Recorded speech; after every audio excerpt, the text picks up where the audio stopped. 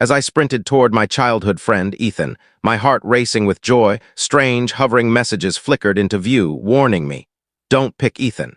He's only confessing to appease his family, hiding his true love." They claimed that once he gained control of my family's business, he'd discard me without a second thought to be with her. "Look at Nick," the messages urged.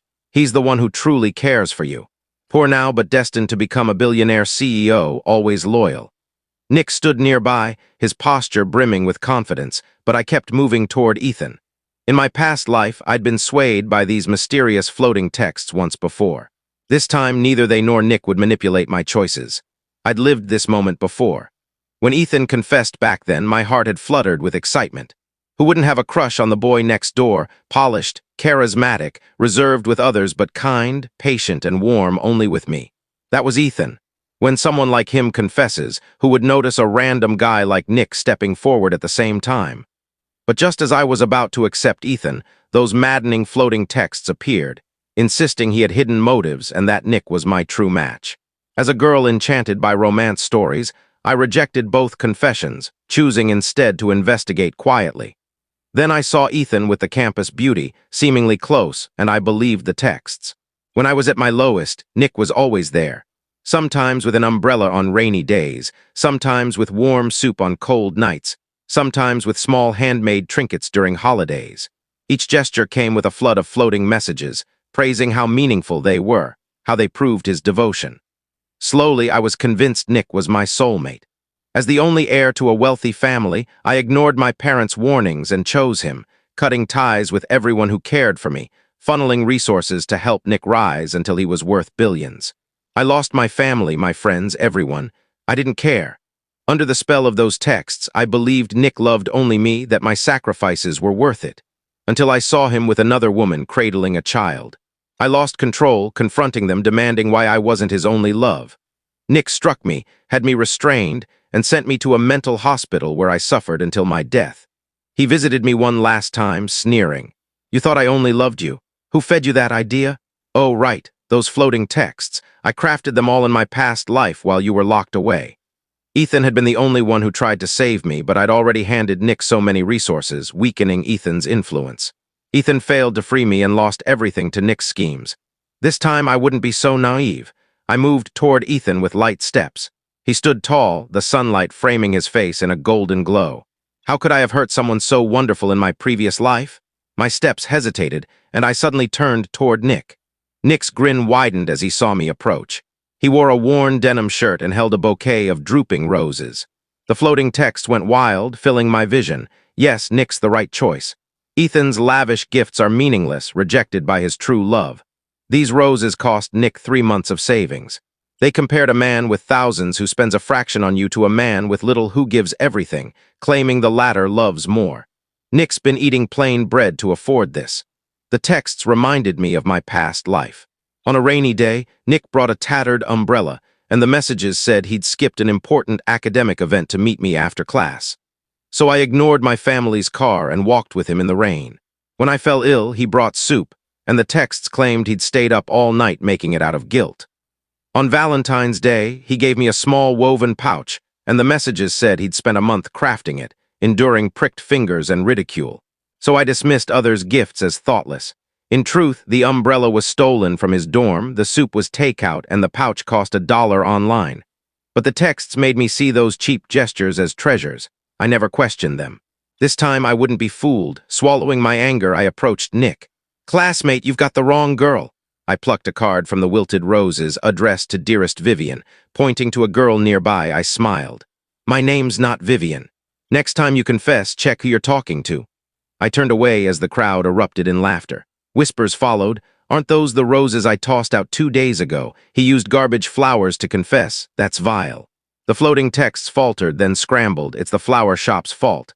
"Amy, don't be upset. Nick was deceived too." I ignored them and Nick's shouts, walking toward Ethan. "Ethan, what a coincidence. I like you too." My feelings for Ethan had started years ago. Our families lived next door, and he was 2 years older, excelling in everything while I was average. In middle school, my parents asked him to tutor me. During our first session, my mom burst in, leading him to my room. I quickly hid my romance novel under a textbook. When she left, Ethan smirked knowingly. You can tell on me, I said, but then you won't be my Ethan anymore. He laughed, ruffling my hair. I'll keep your secret, Amy. Loving something is a gift, but it comes with a cost. You're young, focus on your studies. That moment planted the seed of my crush.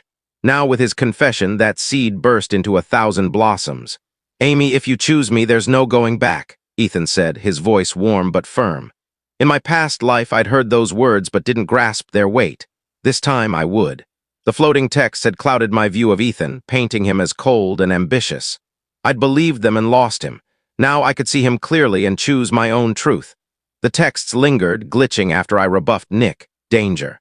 Ethan's affection is shallow, think carefully. He'll change after marriage. I ignored them, smiling faintly as I stepped closer to Ethan. You've waited a long time, haven't you? You could say that, he replied, his eyes softening. I'm sorry, I whispered, for making you wait and for doubting you before. His gaze warmed, the sunlight catching his eyes like a safe haven. But choosing Ethan didn't mean the battle was won. Nick wouldn't surrender easily. In my past life, he'd approach me the next day, sowing doubts about Ethan. Those doubts had taken root because I let them. This time, I'd uproot them first. The school day passed in a haze. Whispers followed me, not about Ethan's confession, but about how I'd exposed Nick's stunt with the roses. By lunch, even younger students were snickering as he passed. I spotted him in the cafeteria, his jaw tight, eyes smoldering with the quiet fury I knew too well. In my past life, I'd have rushed to comfort him, convinced he was misunderstood. Now I felt only cold triumph. Nick caught my eye and flashed a disarming smile, but the glint in his gaze promised payback. I met it unflinchingly, then turned to where Ethan sat by a window. Join me, he said simply as I approached. I sat across from him, noticing the surprised glances from his student council friends. They greeted me politely, and I realized I'd never been part of this circle before. Ethan slid a tray toward me. Eat. You skipped breakfast again, I smiled. You noticed? I notice a lot, he said, his tone light but his eyes heavy with meaning. After school, as I packed my books, Nick appeared, leaning casually against the lockers. Amy, can we talk? He asked, his voice smooth and inviting. I didn't look up. No need, I locked my bag. There's been a misunderstanding about the flowers. Oh, you mean the ones for Vivian or the ones from the trash, I said lightly. His mask slipped for a moment before he recovered. A mistake, I can explain. I'm not interested, I said, and don't waste my time again. I started to walk away, but he blocked my path, voice low. Think you're above me now because Ethan chose you? People change, he's not who you think. I stopped, meeting his eyes. Funny, you said that last time, I believed you then, big mistake. He blinked off balance. Last time, I leaned in, voice low. You'll figure it out. I walked away, feeling lighter than I had in years. That night I sat at my desk, books open but ignored. The floating texts hovered, faint but persistent. Ethan's just a mask. Nick will stand by you when you're nothing. I nearly laughed. Those texts weren't fate, they were a tool, a manipulation. If Nick admitted to creating them in my past life, he had a way to project them now. But how? I decided finding the source of the texts was my priority. Nick's social defeat wasn't enough. I needed to break his method of control. The next day, Ethan met me at the school gates, handing me a warm cup. Hot chocolate. You look like you didn't sleep. I took it, recognizing the quiet care behind it, unlike the loud sacrifices the texts had praised in Nick. Thanks, I said. We walked inside, eyes trailing us. In my past life, gossip had twisted every moment with Ethan into something sinister. I wondered if it would happen again. At lunch, Nick tried again, approaching our table with a tray and a practiced smile. Mind if I join? Yes, Ethan said flatly. Nick's smile tightened. I just thought Amy and I could clear things up. Nothing to clear, I said, not looking at him. He lingered, then left, but I knew he'd keep trying. Nick thrived on persistence, cycling through plans until one worked. I'd ensure none did. That evening, I mapped out my past life's events, the manipulations, the pawns Nick used. He'd created crises only he could fix, ensuring I heard about his sacrifices through the texts. I also recalled allies I'd ignored, like Claire, who'd warned me about Nick. This time I'd find them, starting with Ethan. The floating texts buzzed like flies. Amy, don't fall for soft eyes and drinks. Nick will stay loyal when you're broke. I blinked them away. In my past life, I'd never questioned them. Now I'd trace their origin. I started with Vivian, the girl named on Nick's card. If he'd used discarded roses meant for her, he was either sloppy or overconfident. Both were useful. Between classes, I found Vivian by the athletic fields finishing a run. She looked wary as I approached. Can we talk? I asked. She pulled out her earbuds. Sure, what's up? The roses you threw out 2 days ago, I said. Why ask about trash flowers? She replied, frowning.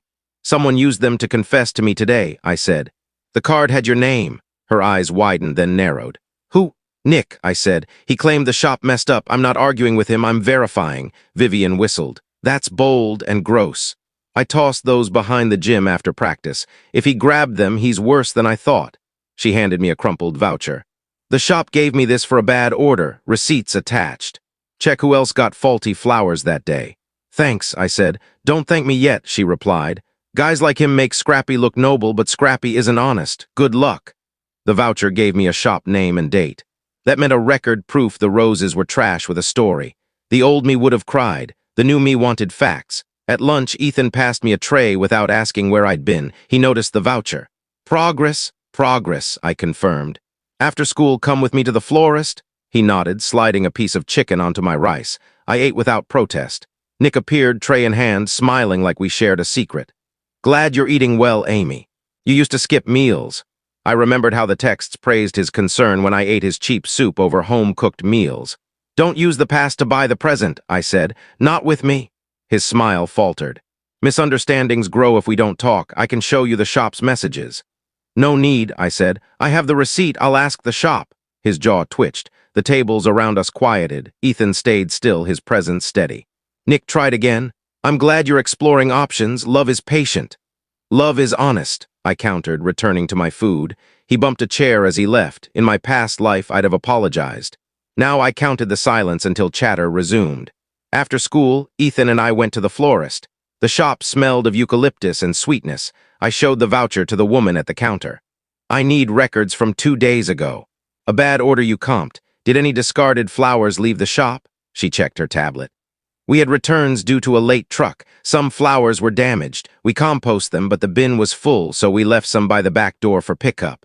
A student in a worn shirt asked for cheap stems for a project. We let him take the discards. No problem, I said. Thank you. Outside, Ethan leaned against the wall. You're playing chess and seeing the endgame. I see the path, I said, but there are traps. He waited. In my past life, I said, Nick made it seem he sacrificed everything for me. Now we know he scavenged gestures. If he did it with flowers, he could do it with anything. Posts, rumors, those floating texts. How do we find the source? Ethan asked. The campus confession page, I said. The cafeteria screens, the rumor app. He needs a platform. You're cutting his supply, Ethan said. I'm cutting his oxygen, I replied, and exposing the hand behind it. We went to a cafe where moderators worked. Claire, a history classmate who'd once warned me about Nick, sat with her laptop. Hi, I said, my voice apologetic. Got 5 minutes. For you, maybe 3, she said, but her eyes softened. I explained the roses, the voucher, and my suspicion about manipulated posts. Claire listened sharply. The confession board uses a queue, she said. Anonymous posts pass filters, but safety advisories flag patterns. 5 reports in a week from new accounts trigger a review. I leaned forward. I think one person's faking a crowd. Check the logs for warnings about Ethan, timestamps, account ages, overlaps. Claire glanced at Ethan, then typed quickly. 8 warnings this week, she said. All claim Ethan's using gifts to manipulate. They're from new accounts, some posting once. 3 use the same phrase, think name your future depends on this. I felt a chill. Can you export markers? We mask data, she said, but I can freeze warnings for review. She paused. Amy, you weren't the only target. Lies like these hurt everyone. I'll pause warnings for 48 hours. Outside, Ethan held the door. You have allies. I gripped my bag, remembering those I'd pushed away. At home, my parents were in the sitting room. My mother looked up unreadable. My father lowered his paper. We heard about the roses, my mother said. The confessions. I chose Ethan, I said. My mother's relief flickered. Your choice is yours. Just know your worth. My father added, Ethan's a good kid. He turned down a job to earn my trust, not take it. Shock hit me. I'd missed so much in my past life, blinded by the texts. The next morning, a rumor spread. Ethan was seen leaving the library late with a flirtatious tutor. It was classic, vague, ugly, hard to disprove. I didn't confront Ethan. I went to the librarian, Mrs. Parker. After hours, she said. We close at. If you enjoyed this story, make sure to like, follow, subscribe, and turn on the bell icon so you never miss the next chilling tale.